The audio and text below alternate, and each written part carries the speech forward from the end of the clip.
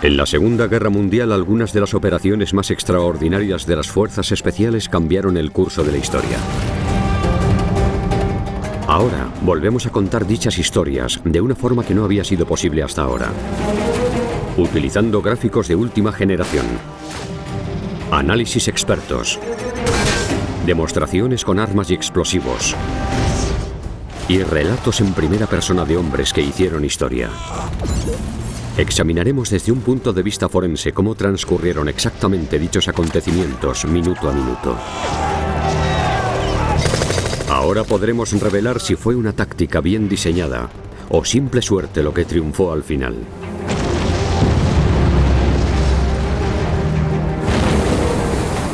En este episodio, las fuerzas británicas llevarán a cabo uno de los ataques más arriesgados de la historia militar: estrellar un destructor lleno de explosivos contra una instalación naval alemana muy bien defendida.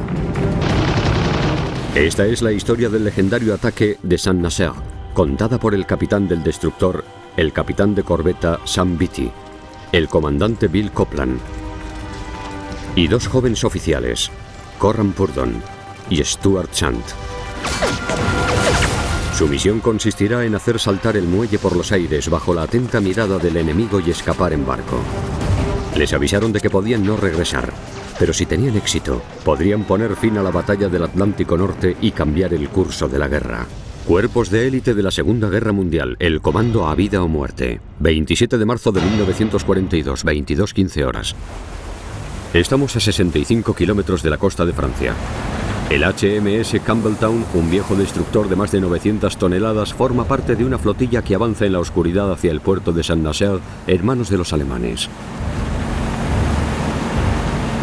A ambos lados una columna de pequeñas lanchas motoras plagadas de ametralladoras y cañones. Apiñados bajo cubierta, 269 soldados británicos de élite se preparan para esta gran hazaña.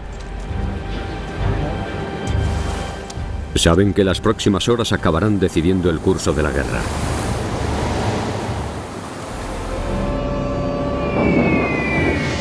Ya han pasado 2 años y medio desde que diera comienzo la Segunda Guerra Mundial y la Alemania nazi domina Europa. Una campaña desesperada se libra en el Atlántico Norte, donde la supervivencia británica depende de los convoyes que traen suministros de su nuevo aliado, Estados Unidos. Ahora, Alemania amenaza con utilizar un arma que provocaría el caos en esas rutas tan importantes. El Tirpitz es el buque de guerra más poderoso de la marina alemana, más letal incluso que su famosa nave gemela, el Bismarck. Pero su enorme tamaño plantea un dilema para la marina alemana, una que solo Saint-Nazaire podrá resolver. El muelle de Saint-Nazaire era tan importante porque era el único dique seco de Europa Occidental capaz de acoger un barco del tamaño del Tirpitz. Era el único sitio en el que podían reparar el Tirpitz. Si no eran capaces de repararlo, no podrían arriesgarse a enviarlo a ninguna batalla. Destruyendo el dique seco, destruirían el barco, aunque nunca llegaran a tocarlo. Los bombarderos no serían lo suficientemente precisos como para destruir el dique desde el aire. La resistencia francesa no podría trasladar tantos explosivos hasta un puerto tan bien asegurado. Solo tendría éxito un comando que atacase por mar. El plan. El plan era muy arriesgado. Un grupo de asalto tendría que colar 18 barcos y un destructor y dejarlos a 8 kilómetros del estuario del Loira, bajo la atenta mirada de las defensas alemanas, armadas con reflectores y con una gran artillería costera, lo suficientemente potente como para hundir a sus barcos de un solo golpe. Colocarían un detonador de acción retardada a bordo del destructor programado para explotar 8 horas después de embestir el dique seco. Si el barco conseguía superar toda esa artillería, los grupos de asalto entrarían en el muelle para colocar más explosivos antes de que 5.000 soldados enemigos muy bien entrenados pudieran reaccionar. Irían armados con un gran arsenal de cañones de 20 y 40 milímetros y con ametralladoras. A continuación, mientras los equipos de explosivos completasen sus objetivos, el resto de comandos deberían mantener abierta su única vía de escape: un malecón con lanchas a motor esperándoles para llevarles de vuelta a casa. Pero retener a 5.000 alemanes armados hasta los dientes y sobrevivir a tal lluvia de proyectiles no sería nada fácil. Tras abandonar el Loira tendrían que confiar en que el temporizador hiciese estallar la bomba del destructor para volar el dique seco por los aires. El ataque tenía muchas fases y el plan era muy complicado. Todo tenía que ocurrir siguiendo una determinada secuencia y todo tenía que ocurrir de forma precisa para que tuvieran éxito. El pilar de la operación sería el HMS Campbelltown. Para volar la puerta del dique introducirían 3,85 toneladas de explosivos en su casco con un detonador de acción retardada de 8 horas. Sus cañones de 10 centímetros se reemplazarían por un cañón de 5 kilos y por 8 cañones Oerlikon de 20 milímetros cada uno, capaz de disparar 450 balas por minuto. Además, colocarían una coraza extra a ambos lados y una timonera para proteger a la tripulación del fuego que tendrían que soportar de las defensas enemigas. Por último, los atacantes disfrazarían el barco con la intención de acercarse lo más posible a su objetivo. Eliminarían 2 de sus chimeneas para darle el aspecto de un destructor alemán y colgarían una bandera naval alemana de su mástil. 0 horas 30 minutos. Tiempos del objetivo 60 minutos. El Campbelltown y el resto de la flotilla entran en el estuario del Loira. El capitán del destructor es Sam Beatty, de 33 años. Nada más ponerse al mando del barco le comunicaron que su primera misión sería estrellarlo contra un dique enemigo. Pero es un oficial experimentado de cabeza fría y nervios de acero.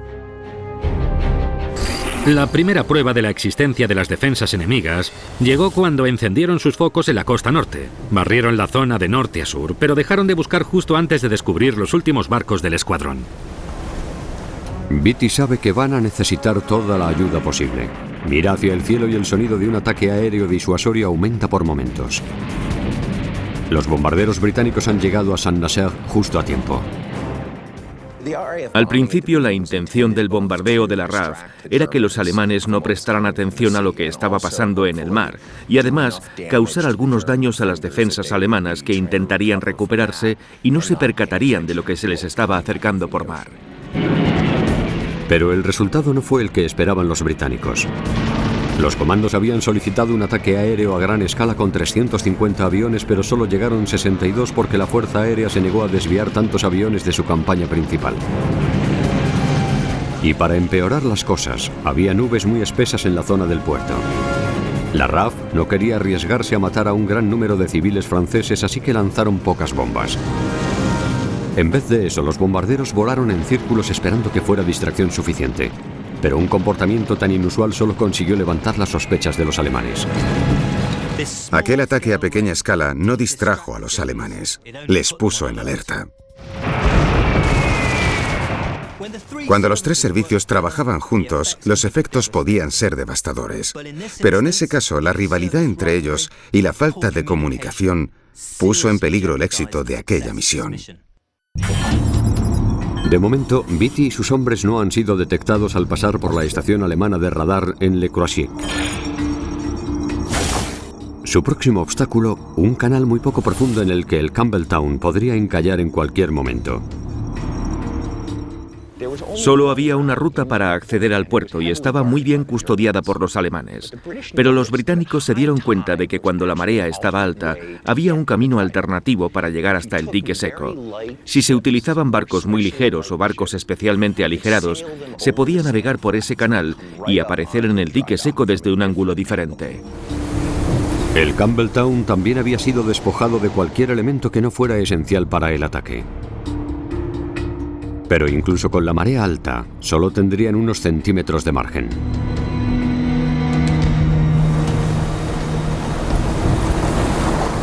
De repente, un brusco y terrible temblor se deja sentir cuando el Campbelltown impacta contra el suelo. Bajo cubierta, el teniente Corran Purdon, un voluntario de la Royal Ulster Rifles, con tan solo 20 años ya ha estado en un comando de asalto en Noruega. Él liderará a uno de los equipos de demolición con el objetivo de destruir cualquier objetivo vital que haya en el puerto. Notamos cómo se arrastraba, las hélices intentaban abrirse paso entre el barro y nos sentimos aliviados cuando por fin volvió a flotar con total libertad. El teniente Stuart Chant, jugador de rugby y antiguo corredor de bolsa, lidera a otro de los equipos de demolición. Está encubierta cuando el Campbelltown toca fondo por segunda vez. Un par de segundos después, a la 1:05, volvimos a ir más despacio mientras las hélices trataban de avanzar por un segundo banco de arena. Es un momento crítico. Si el destructor encalla, quedará a merced de las armas de los alemanes en cuanto salga el sol. Las defensas alrededor de Saint-Nazaire eran formidables, en teoría impenetrables. 28 cañones, desde cañones de 75 milímetros hasta enormes cañones ferroviarios de 240 milímetros protegían la entrada al estuario. 43 cañones más protegían las entradas a Saint-Nazaire, sobre todo cañones de 20 y 40 milímetros utilizados tanto por la defensa costera como por la defensa antiaérea. Había focos a ambas orillas del río. Y en el puerto había más cañones aún. Varias unidades custodiaban el puerto. Podrían conseguir que cientos de refuerzos de guarniciones cercanas acudiesen rápidamente. Purdon, Chant y el resto de comandos navegan hacia la boca del lobo. Saben que muchos de ellos no regresarán. Les dijeron que sería un viaje solo de ida, pero la camaradería era tal que eso les dio igual. Siempre y cuando estuvieran juntos se embarcarían en cualquier misión. Esta era la clase de dedicación que ofrecía una unidad de élite tan unida como la de los comandos. En la cubierta de proa del Campbelltown, el comandante Copland es el segundo al mando. Un veterano que luchó en la Primera Guerra Mundial y que a sus 44 años es el mayor de la unidad. Decide escanear la costa, en busca de actividad enemiga. Seguimos navegando por aquel silencioso río. No había ningún ruido que pudiese disimular el de nuestros motores o el de nuestras conversaciones.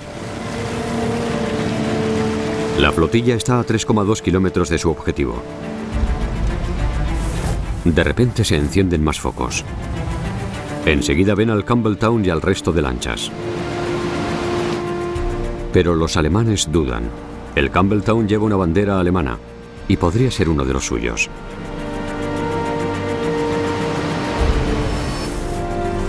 Beatty aún tiene un as bajo la manga. Cuando los alemanes perciben cierto peligro y lanzan disparos de advertencia, responde utilizando un indicativo que da a entender que están disparando a un barco amigo.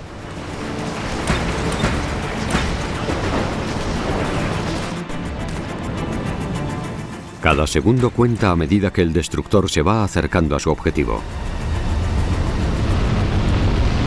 1 hora 23 minutos. Tiempo hasta el objetivo 7 minutos. Durante unos cruciales minutos el engaño funciona. Pero cuando el barco se niega a parar, los alemanes se dan cuenta de que les han engañado y empiezan a disparar. La misión se ve comprometida cuando se desata una lluvia de proyectiles procedentes de todas partes. Y aún no han alcanzado su objetivo. A medida que las balas alemanas van cayendo sobre los británicos que se acercan a Saint-Nazaire, Beatty ordena que bajen la bandera alemana y que icen la británica. A continuación, la flotilla se abre. El Campbelltown abrió fuego disparando hacia los focos. Lo normal era que se apagaran al recibir algún impacto, pero al poco tiempo volvían a encenderse. El veterano de la Primera Guerra Mundial, el comandante Bill Copland, nunca había visto nada igual. Fue como si todas las armas de la tierra abrieran fuego contra nosotros. Respondimos inmediatamente con nuestros cañones Oerlikon y su letal traqueteo.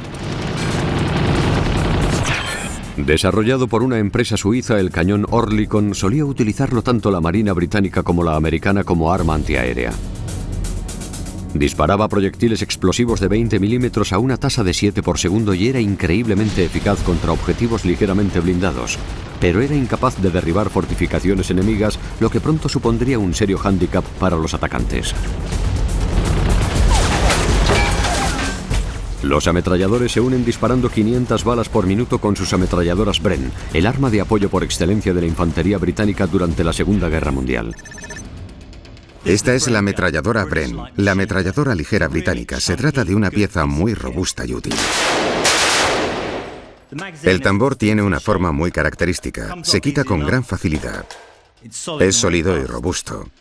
Contiene 30 balas y se monta rápidamente.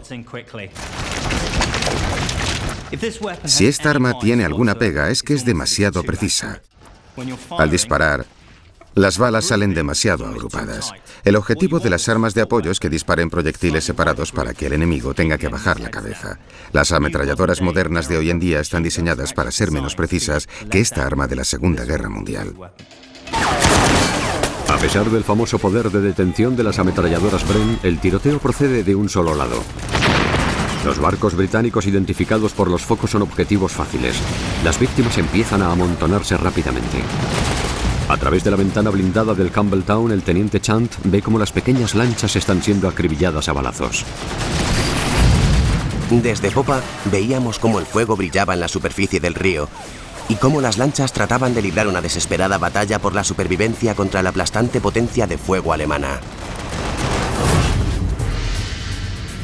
15 lanchas Fairmile B transportan los enseres de los comandos y serán su vía de escape. Son barcos de madera de 34 metros de largo con 2 motores de 600 caballos capaces de alcanzar una velocidad máxima de 20 nudos. 2 cañones Oerlikon y varias ametralladoras le proporcionan apoyo de fuego. Normalmente utilizadas para patrullar la costa y buscar submarinos, nunca fueron diseñadas para llevar a cabo un ataque. Sin embargo, son lo único de lo que dispone la Marina. Su gran desventaja, una absoluta falta de blindaje. Hasta la bala de un rifle podría llegar a atravesarlas.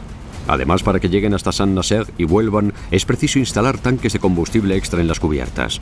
Un solo impacto y cada una de las lanchas podría convertirse en una bomba de gasolina flotante. Hurdon, bajo la cubierta del Campbelltown, está más protegido que muchos, pero ni siquiera él está a salvo. Sentíamos y oíamos el impacto de los proyectiles alemanes contra el casco del Campbelltown. Un proyectil de un rojo brillante atravesó la sala mientras estábamos ahí sentados, pero pasó de largo sin estallar. 1 hora 29 minutos. Tiempo hasta el objetivo 60 segundos. La timonera blindada está recibiendo fuertes impactos por todas partes. El timonel, el suboficial de Marina Wellstead, recibe un disparo y muere. Su sustituto es derribado en cuestión de segundos. El teniente Nigel Tibbets se pone al mando. Será el hombre encargado de llenar el barco de explosivos. El teniente Tibbets se hizo con el timón, puso rumbo al viejo espigón y dirigió el barco hacia el objetivo. 18 nudos y solo quedaban 90 metros. Nos agarramos como si tratáramos de encontrar alguna clase de protección mientras esperábamos el terrible impacto y entonces chocamos.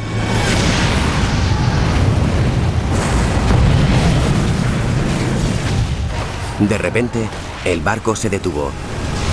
Sus arcos cedieron y arrollamos la puerta. Gracias a una navegación extraordinaria, el Campbelltown consigue completar con éxito la primera fase del ataque. El único comentario del capitán Beatty fue: bueno, aquí estamos 4 minutos tarde.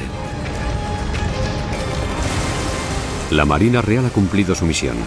Ahora los comandos deberán cumplir la suya. Los comandos fueron una unidad de élite creada únicamente para esta operación. Fueron idea del primer ministro Winston Churchill y concebidos para contraatacar a Hitler, llevando a cabo ataques rápidos contra la fortaleza Europa. Churchill, que siempre tuvo el don de la palabra, las llamaba operaciones de carnicería y huida. Vamos a cargarnos a unos cuantos alemanes y luego nos largaremos de ahí. Todos los comandos se habían ofrecido voluntarios para formar parte de un servicio especial y habían sobrevivido a un riguroso proceso de selección. Stuart Chant, que jugaba en el famoso equipo de rugby de las Avispas de Londres, consiguió entrar. Todos teníamos que ser capaces de nadar. Como la unidad no tenía medios de transporte, teníamos que ser capaces de recorrer largas distancias sin parar. La distancia estándar para todos los rangos era de 100 kilómetros en 24 horas, casi el doble de la velocidad de cualquier hombre de infantería. También nos enseñaban a manejar explosivos, a llevar a cabo demoliciones y a manejarnos en combate sin armas. Dos antiguos policías de Shanghái, William Fairbairn y Eric Sykes, les entrenaban en combates mano a mano. También diseñaron un nuevo cuchillo para ellos basándose en su experiencia luchando en las calles.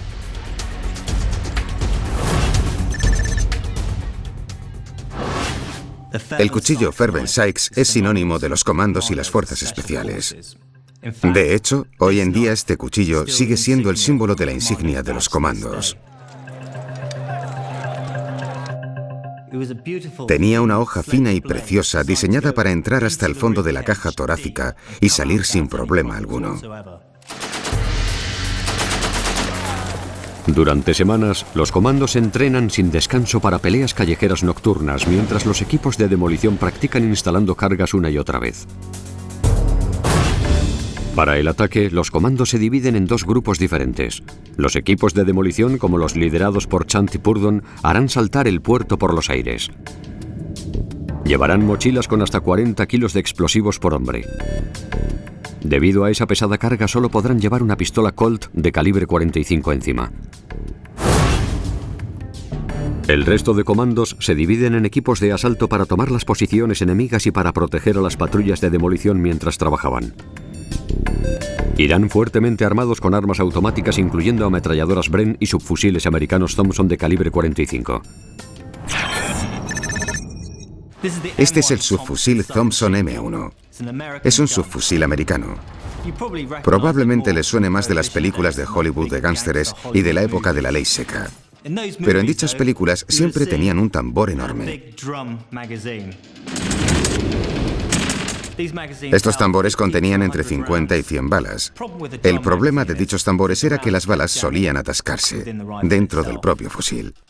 Eso no podía ocurrir en el campo de batalla, así que lo reemplazaron por uno de estos, un tambor vertical que contenía hasta 30 proyectiles.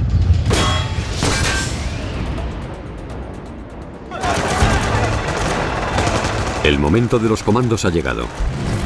A medida que las lanchas motoras empiezan a desembarcar, los hombres a bordo del maltrecho Campbelltown se dirigen hacia sus objetivos.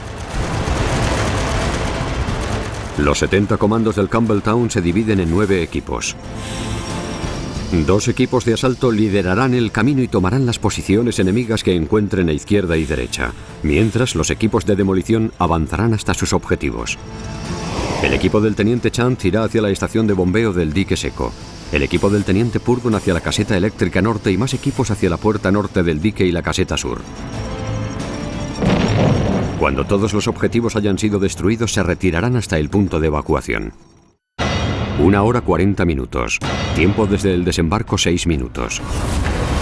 Los comandos de asalto acaban con todos los emplazamientos de armas que encuentran a su alrededor.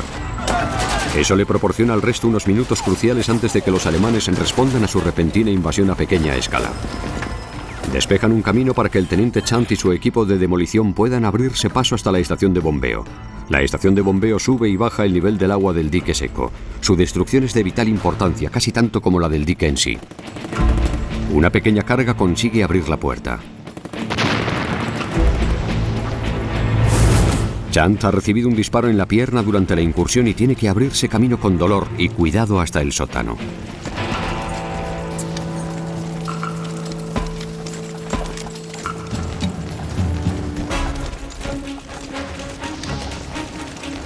Las cargas, a prueba de agua, se colocan con cuidado para causar el máximo daño posible.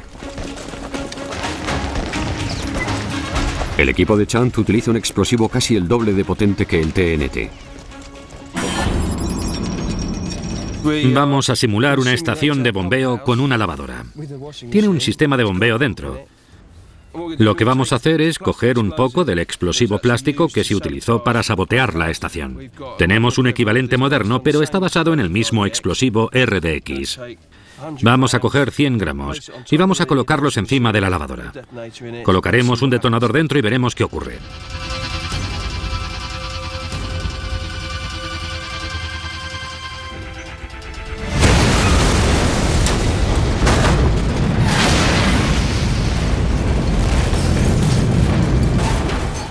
La carga estaba aquí y básicamente ha atravesado la lavadora y la ha destrozado por completo.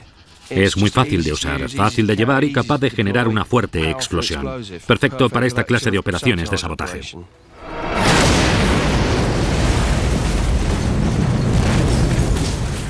Para destruir la estación de bombeo de Saint-Nazaire, los comandos utilizaron unas 700 veces más explosivos.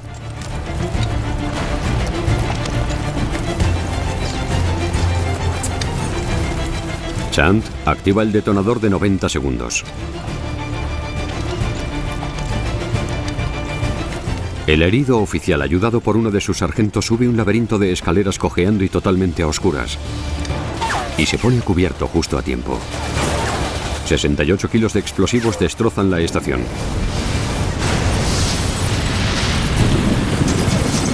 Reduciendo las bombas que vacían el agua del dique seco a mera chatarra. Mientras el equipo de Chant vuela a la estación de bombeo, el resto de equipos de demolición coloca cargas en sus objetivos mientras el capitán Beatty y su equipo esperan a la evacuación del varado Campbelltown. El equipo del teniente Purdon tiene que ir más lejos aún para llegar a su objetivo, la caseta norte.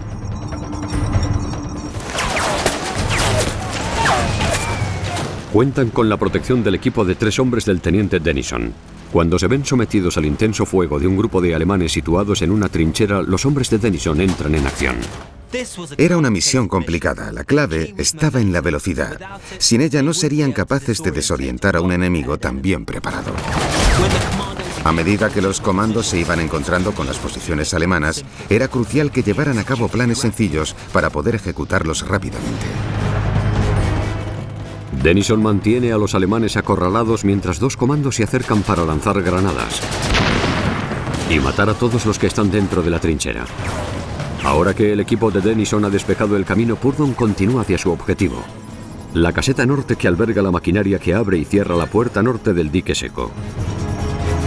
Deshacerse de ella supondrá otro devastador golpe contra el dique. Llegamos a la caseta y descubrimos que tenía una puerta de metal muy pesada. Intenté romper el candado de un disparo sin éxito. Luego Ron Chang consiguió abrirla de un mazazo. Una vez dentro y siguiendo la dinámica que también nos sabíamos, colocamos las cargas y las conectamos.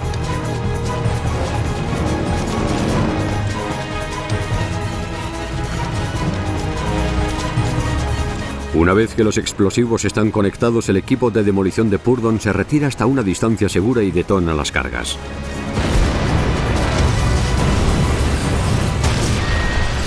¡Qué vistas tan memorables! Fue como si todo el edificio se elevara a 1 metro del suelo antes de explotar y desintegrarse como un castillo de naipes.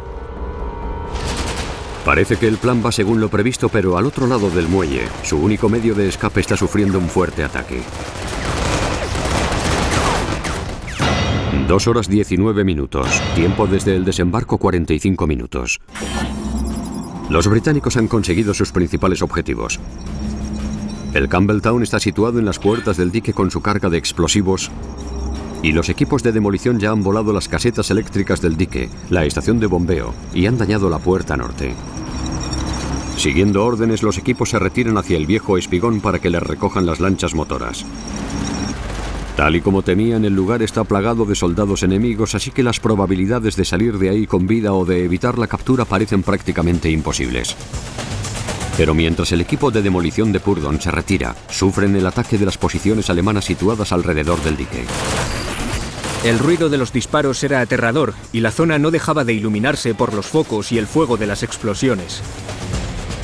El comandante Copland, el segundo al mando, también se dirige hacia el viejo espigón. Intentamos escondernos entre los edificios. Muros de casi 4 metros nos bloqueaban el paso y el tiempo volaba. Nos agrupamos para evitar el ataque poniéndonos a cubierto, yendo un paso por delante de las ametralladoras. Eligieron una forma de operar peligrosa. Normalmente al combatir dentro de una ciudad hay que despejar los edificios a medida que se avanza. Los soldados tienen que tratar de evitar la ruta más obvia. Tienen que moverse de casa en casa utilizando los tejados y los jardines traseros e incluso haciendo agujeros en las paredes. Pero la ruta más obvia es su única vía de escape y su huida depende de los equipos armados que están defendiendo el viejo espigón hasta que los demás puedan subirse a las lanchas motoras y huir de allí.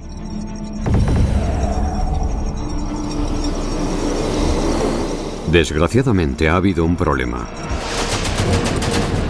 Las lanchas motoras desprotegidas y con tanques de combustible en sus cubiertas han sido víctimas del fuego enemigo. Varias de ellas están en llamas.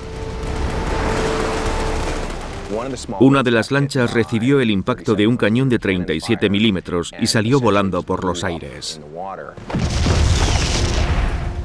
De toda la tripulación y los comandos, solo un hombre salió con vida. La decisión de utilizar lanchas motoras con el casco de madera sin potencia de fuego real y sin blindaje alguno ha resultado ser desastrosamente optimista. Pocos equipos consiguen desembarcar ilesos. La unidad encargada de tomar el viejo espigón es aniquilada antes de desembarcar siquiera. Por tanto, el punto de evacuación continúa en manos enemigas.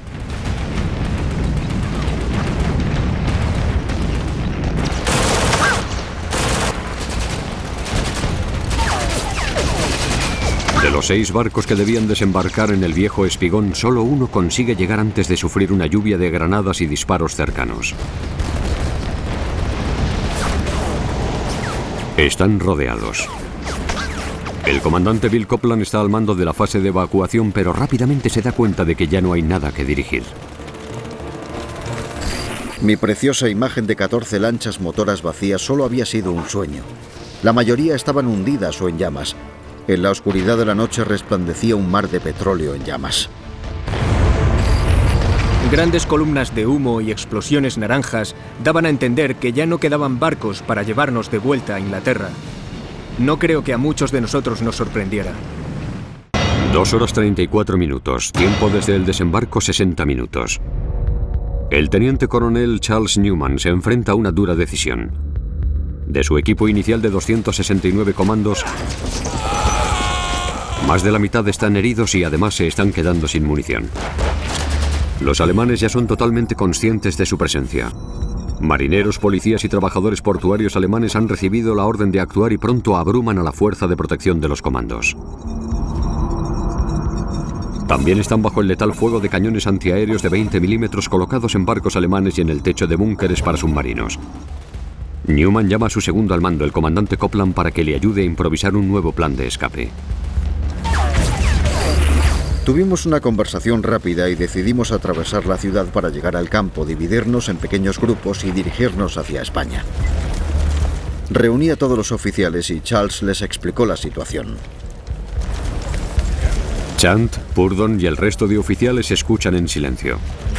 El plan consiste en atravesar una ciudad plagada de refuerzos alemanes para después cruzar casi 650 kilómetros de territorio enemigo hasta llegar a una España neutral. Para los comandos formaba parte de su rutina. Habían sido entrenados para esto. Tenían pocas probabilidades, pero no pensaban rendirse. Formamos y, liderados por nuestros equipos de asalto y protección, empezamos a avanzar. 2 horas 49 minutos, tiempo desde el desembarco 75 minutos. A medida que los británicos se preparan para despejar el camino, en el río las pocas lanchas que han sobrevivido se dirigen hacia mar abierto. Beatty, el capitán del Campbelltown, y el resto de la tripulación escapan a bordo de un ML-177 junto con Tibbets, el experto en explosivos que guió el barco hasta las puertas del dique. Cuando están a punto de llegar a un lugar seguro, un proyectil explosivo impacta contra el motor de la lancha. A continuación, varias ametralladoras acribillan el navío. El teniente Nigel Tibbets está entre los muertos. El barco de madera acaba hecho pedazos tras una lluvia de proyectiles alemana, forzando a los supervivientes a zambullirse en las gélidas aguas. Los heridos acaban hundiéndose bajo las olas. Solo unos pocos son rescatados. De vuelta en Saint-Nazaire, los comandos restantes comienzan su desesperada carrera hacia la libertad. Evitando la plaza del casco antiguo asediada por fuego alemán, deciden rodearla y dirigirse hacia el único puente que puede conectarles con el resto de la ciudad. A pesar del peligro, los comandos avanzan con un entusiasmo casi imprudente. Entre ellos va el teniente Corran Purdon, cuyo equipo voló la caseta norte, y Stuart Chant, que consiguió escapar de la demolición de la estación de bombeo. Nos disparaban desde todas partes. Algunos proyectiles venían de muy cerca, pero seguimos avanzando como un equipo de jugadores de rugby. A veces nos reíamos, maldecíamos, tratábamos de animarnos y de vez en cuando alguien recibía un impacto.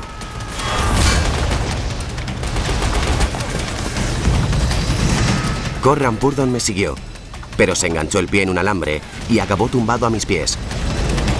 Empezamos a reírnos y le ayudamos a ponerse en pie. Ese era el ambiente que había en aquel momento. A pesar de las risas, los hombres van cayendo ante el intenso fuego alemán. Chant recibe un disparo en la rodilla y es incapaz de moverse. Era incapaz de seguir corriendo o caminando siquiera y me desplomé. Ron Butler, uno de mis sargentos, y el joven Jimmy Brown decidieron cargar conmigo hasta que me di cuenta de que estaba siendo un obstáculo para su propia supervivencia y les ordené que me dejaran allí.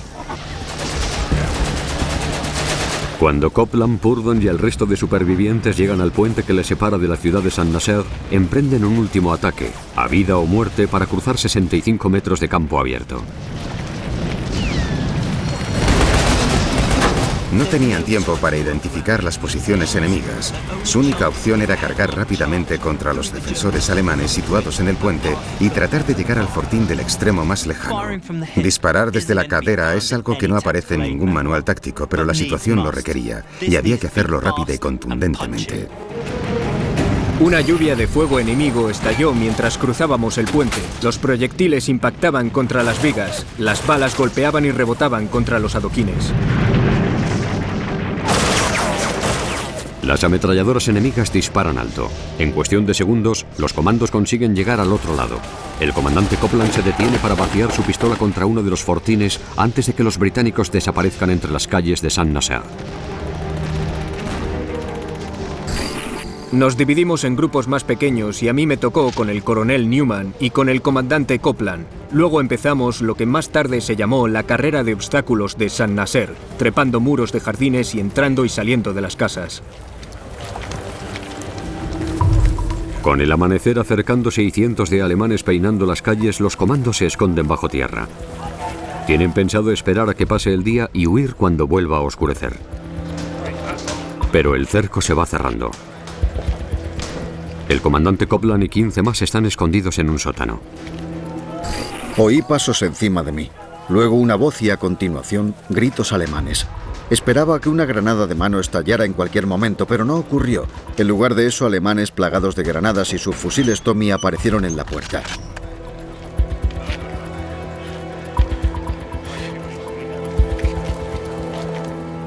Me uní a la procesión de aquellos que podían caminar. Subimos las escaleras y cruzamos la calle.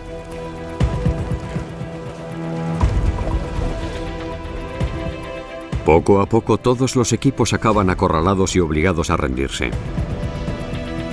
Parece que el ataque ha sido un desastre y su barco, diseñado para ocuparse del golpe final, gracias a una enorme explosión, continúa ahí silencioso junto a la puerta del dique. 5 horas 34 minutos, tiempo desde el desembarco 4 horas. Mientras los alemanes continúan buscando casa por casa a Chant, herido en la rodilla e incapaz de moverse, no tardan en encontrarle. 3 alemanes con uniformes negros y cascos de acero se dirigieron hacia nosotros.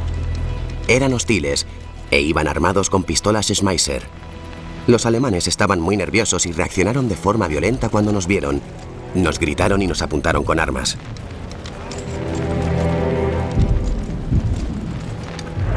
Chant se une a un grupo de prisioneros heridos reunidos en una calle enfrente de un café.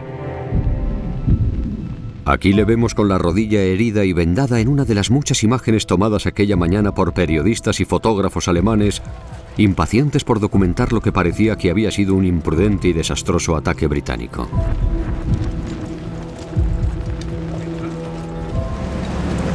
Van trayendo a más soldados y marineros del río. Entre ellos el capitán Beatty, que solo lleva una manta. Fue apresado por un torpedero alemán tras la destrucción del ML-177. Hay algo que los prisioneros desean saber de forma desesperada, pero que nadie se atreve a preguntar. ¿Por qué el HMS Campbelltown no ha explotado? El destructor continúa inmovilizado. y en su interior hay 3,85 toneladas de amatol, un potente explosivo situado directamente sobre la puerta del dique seco. Los explosivos deberían de haber detonado hace más de una hora. Ahora los oficiales y especialistas técnicos alemanes están inspeccionando el barco. Pronto se une algún cazador de souvenirs e incluso las queridas y novias de los oficiales alemanes. Si los alemanes descubren los explosivos a bordo y los desactivan, el ataque no habrá servido de nada. Los alemanes creen que los británicos han intentado, sin éxito, destruir la puerta del dique estrellando un viejo destructor contra ella. Un oficial alemán le dice a Beatty: «Obviamente tu gente no sabía lo resistente que era esa puerta. Es inútil tratar de derribarla con un endeble destructor». Parece que todo ha sido en vano. Tantos muertos y tanto sufrimiento para nada. 10 horas 35 minutos, tiempo desde el desembarco 9 horas y 1 minuto.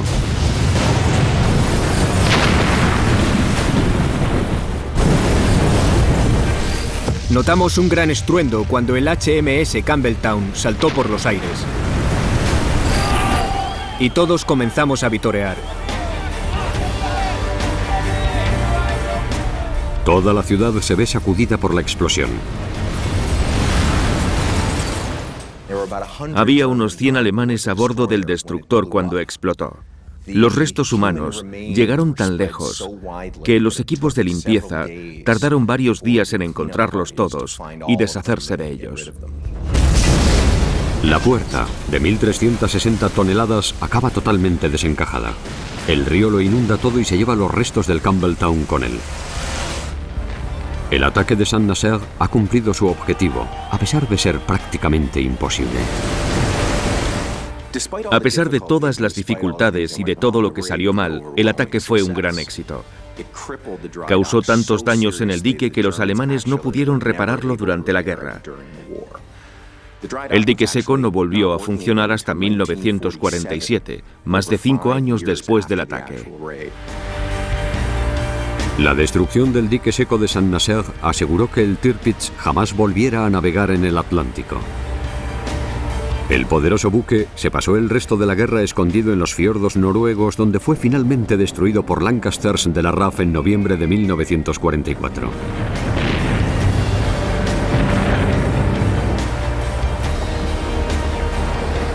Pero el éxito les salió muy caro. Solo 3 de las 17 lanchas motoras que participaron en el ataque escaparon del infierno de Saint-Nazaire y consiguieron volver a Inglaterra. De los 611 hombres que participaron en el ataque, 2/3 fueron asesinados o capturados. 5 comandos consiguieron escapar y llegar a territorio neutral español con la ayuda de civiles franceses para luego cruzar hasta Gibraltar y volver en barco a Inglaterra. Muchos de los 168 británicos que fallecieron fueron enterrados por los alemanes, con todos los honores militares. Entre los 215 prisioneros estaban el veterano de la Primera Guerra Mundial, el comandante Bill Copland, el teniente herido Stuart Chant, el joven oficial irlandés Corran Purdon y el capitán del Campbelltown, Sam Beatty.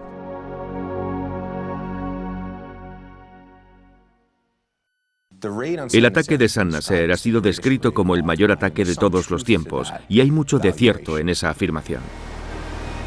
El ataque de Saint-Nazaire sigue siendo una de las hazañas más destacadas de la historia militar. Gracias a un intrépido plan, ejecutado con increíble valor y determinación, los comandos causaron un impacto de proporciones épicas y durante el proceso forjaron una leyenda que perdura hoy en día.